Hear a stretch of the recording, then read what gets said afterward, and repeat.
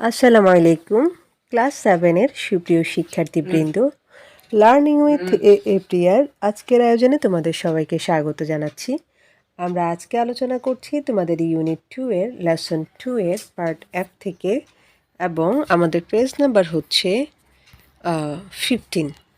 এর আগের ভিডিওতে আমি পার্ট ই পর্যন্ত আলোচনা করেছি। তোমাদের যাদের ভিডিওগুলো দেখার প্রয়োজন বলে মনে করো সেগুলা প্লেলিস্টে গিয়ে দেখে নিতে পারো। তো চলো আজকে লেসনটা শুরু করি। এখানে ইনস্ট্রাকশনে বলছে ওয়ার্ক ইন পেয়ার্স। পেয়ার মানে হচ্ছে জোড়ায়, অর্থাৎ জোড়ায় জোড়ায় কাজ করো। Use your own English text book. Use মানে হচ্ছে ব্যবহার করা, ওন মানে নিজের, টেক্সট বুক মানে হচ্ছে পাঠ্য বই, অর্থাৎ তোমাদের নিজেদের পাঠ্য বই ব্যবহার করো। Ask and answer questions as above to know about page numbers, topics, units and lessons. ask মানে হচ্ছে জিজ্ঞাসা করা, আনসার মানে উত্তর দেওয়া, অ্যাজ অ্যাবভ মানে হচ্ছে উপরের মতো, নো মানে হচ্ছে জানা, টু নো মানে হচ্ছে জানতে, অ্যাবাউট মানে সম্পর্কে। অর্থাৎ এই যে উপরে একটা প্যাটার্ন আমরা দেখতে পেলাম পার্ট ইতে, এখানে হচ্ছে এই যে বিভিন্ন বইয়ের ব্যাপারে বা একটা কনটেক্সট সম্পর্কে কোশ্চেন করা হয়েছে, যে একটা বইয়ের লেখককে বা একটা টপিক তুমি কোন চ্যাপ্টারে পাবা, হ্যাঁ, তারপর এটার পেজ নাম্বার কত, তারপরে হচ্ছে ধরো একটা পেজে কোন লেখাটা আছে বা ওটার রাইটারকে, এরকম বিভিন্ন কিছু কিন্তু আমরা এখানে দেখেছি। তো সেই রকম করে, অর্থাৎ পার্ট ইতে যেভাবে করে কোশ্চেনগুলো করা হয়েছে সেই আদলে তোমরা কি করতে পারো, নিজেদের যে বই সেই বইয়ের বিভিন্ন পেজ নাম্বার, তারপর হচ্ছে বিভিন্ন টপিক, ইউনিট, লেসন, এগুলো সম্পর্কে কিন্তু প্রশ্ন করতে পারো। তো চলো আজকে কিভাবে তোমরা এই অ্যান্সারটা দিবে সেটা একটু দেখে আসি। দেখো, আমরা প্রথম প্রশ্নটা এভাবে শুরু করতে পারি যে আমাদের ইংলিশ বইটা রয়েছে, সেই বইতে কতটা ইউনিট রয়েছে, এরকম একটা কোশ্চেন কিন্তু তোমরা একজন আরেকজনকে করতে পারো। তাহলে কোশ্চেনটা তোমরা করবা কিভাবে, দেখো যে how many units are there in our English book, অর্থাৎ আমাদের ইংরেজি বইতে কয়টা ইউনিট আছে। তো চলো আগে আমরা একটু দেখে নিই যে আমাদের ইংরেজি বইতে কয়টা ইউনিট আছে।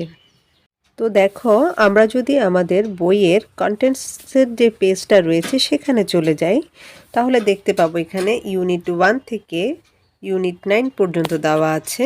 তার মানে হচ্ছে আমাদের এই বইয়ে টোটাল ইউনিট রয়েছে 9টা। তাহলে দেখো আমরা আনসারটা কিভাবে লিখব। আমরা লিখতে পারি যে দেয়ার আর 9 units in our English book, অর্থাৎ আমাদের ইংরেজি বইতে 9টা ইউনিট রয়েছে। 2 নম্বর প্রশ্নটা লিখতে পারি এরকম যে what is the page number of the topic climate change. Climate চেঞ্জের যে টপিকটা রয়েছে সেটার পৃষ্ঠা নাম্বার কত। তো আমি এখানে ক্লাইমেট চেঞ্জ লিখেছি, তোমরা চাইলে তোমাদের অন্য যে টাইটেলগুলো রয়েছে বইয়ে, যেমন প্রথমটা হচ্ছে অ্যাটেনশন প্লিজ, এরপরে রয়েছে মাই স্টাডি গাইড, হ্যাঁ, সেগুলোর যে কোনোটাই লিখতে পারো। অর্থাৎ 1 থেকে 9 পর্যন্ত যে কয়টা টপিক দেওয়া আছে তোমাদের কন্টেন্টস বা পাঠ্যসূচিতে, তার যে কোনোটাই তোমরা লিখতে পারো। এখন দেখো আমরা আবার আমাদের ওই যে কন্টেন্টসের বা পাঠ্যসূচির যে পৃষ্ঠা সেখানে চলে যাই। দেখো এই হচ্ছে আমাদের ক্লাইমেট চেঞ্জ, আর ক্লাইমেট চেঞ্জের পৃষ্ঠা নাম্বার হচ্ছে এই যে এখানে দেওয়া আছে, তাই না। তো আমি আবারও বলছি, তোমরা ক্লাইমেট চেঞ্জ ছাড়াও যে কোনোটা লিখতে পারো, এখানে অনেকগুলা টপিক দেওয়া আছে। তোমরা যদি ধরো লেজারই দিলা, হ্যাঁ, তাহলে কিন্তু এইখানে পৃষ্ঠা নাম্বার আছে। তারপর ধরো গ্রেট উইমেন টু রিমেম্বার দেওয়া আছে, সেটার জন্য তোমরা এখানে পৃষ্ঠা নাম্বারটা খুঁজে নিয়ে লিখে ফেলবে। ওকে, তো চলো এবার আনসারটা আমরা ওখানে লিখে ফেলি। আমরা লিখব হচ্ছে এই যে এখান থেকে শুরু করব প্রশ্নের, the page number of the topic climate change, এতটুকু পর্যন্ত প্রথমে আমরা নিব, নিয়ে শুধুমাত্র একটা টু বি ভার্ব ইজ ব্যবহার করব, এবং আমাদের পেজ নাম্বার যেহেতু আমরা 98 পেয়েছি, তো সেটা আমরা এখানে লিখে দিব। হ্যাঁ, the page number of the topic climate change is 98, এতটুকু লিখে দিলেও কিন্তু তোমার হয়ে যাবে। এরপর 3 নাম্বার প্রশ্নে বলছে যে what is the title of unit 3, অর্থাৎ ইউনিট 3 এর টাইটেল বা শিরোনামটা কি। তো আমরা আবার যদি আমাদের পাঠ্যসূচিতে ফেরত যাই তাহলে দেখতে পাবো যে ইউনিট 3 এর টাইটেলের নাম হচ্ছে হোয়াট আর ফ্রেন্ডস ফর।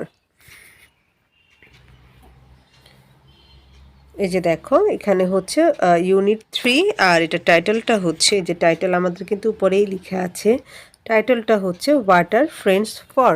তো আমি এখানে ইউনিট 3 এর কথা উল্লেখ করেছি, তোমরা চাইলে অন্য যে কোনো ইউনিটের নাম উল্লেখ করতে পারো।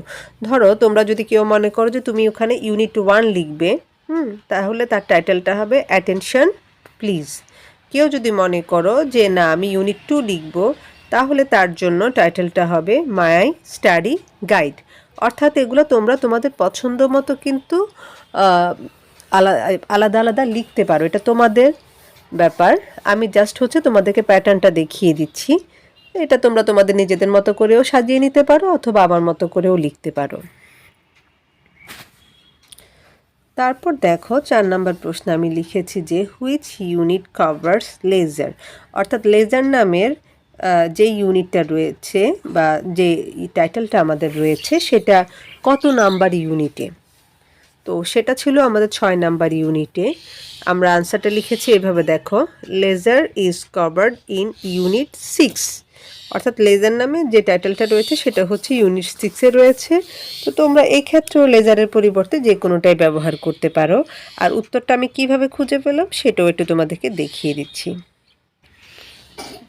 এই যে দেখো আমাদের লেজার নামের যে টাইটেলটা রয়েছে সেটা হচ্ছে ইউনিট 6-এ। এই ক্ষেত্রেও তোমরা অন্য যে কোনো টাইটেল ইউজ করতে পারো। ধরো কেউ যদি গেমস অ্যান্ড স্পোর্টস দাও তার ইউনিট হবে 7, কেউ যদি লাইকস অ্যান্ড ডিসলাইকস দাও তার ইউনিট হবে 8। আমি সর্বশেষ যে কোশ্চেনটা লিখেছি সেটা হচ্ছে where can I find games and sports, অর্থাৎ গেমস অ্যান্ড স্পোর্টস নামে যে শিরোনামটা রয়েছে সেটা আমরা কোথায় পাবো বা সেটা আমি কোথায় পাবো। তো এটার আনসারটা লিখেছি যে games and sports is in unit 7, অর্থাৎ গেমস অ্যান্ড স্পোর্টস নামে যে ইউনিটটা রয়েছে, যে টাইটেলটা রয়েছে সেটা হচ্ছে ইউনিট 7-এ রয়েছে। তো আমরা এইভাবে করে আমাদের কোশ্চেনগুলো সাজিয়ে নিতে পারি এবং সেই সাথে আনসারটাও লিখে নিতে পারি।